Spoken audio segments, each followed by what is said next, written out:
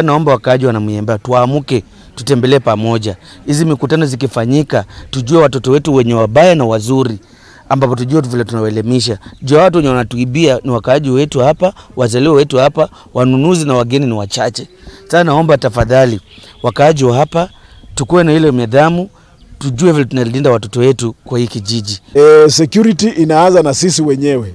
Kwa hivyo ukiona mtu ambaye anatembea area yenu ambaye sio mtu ambaye unajua ni mzuri, labda ni efiche, jaribu kutafuta wenzako, muulize huyu mtu maswali, anafanya nini kwa hii area. So mara ya kwanza tuliita baraza hapa kwa sababu tulikuwa na aina ya hiyo ya wizi, na mimi jirani yangu mmoja alikuwa ameibiwa, tukapeleka ripoti kwa DCI office.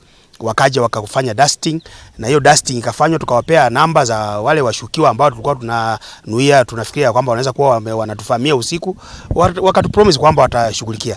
Baada muda imekwisha, hii baraza tumeita tena kwa sababu mwezi mmoja ambayo imepita hivi kuna kijana ambaye aliuawa katika hiki kijiji kwa sababu pia walienda wakaiba mahali na CCTV kawaonyesha, na wanakijiji wakachukua huyu kijana wakamuua.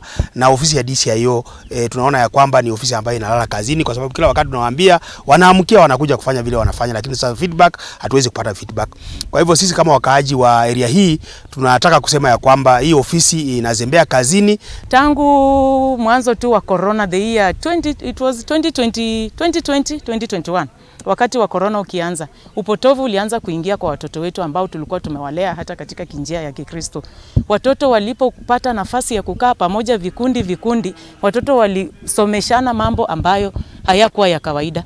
Tunaanza kuona ya kwamba watoto walijifunza kuvuta bangi, watoto walijifunza kutafuna matawi kama mbuzi. Watoto siku hizi wanaishi maisha ambayo hata sisi wazazi hatukutarajia tutafikia pale na watoto wetu.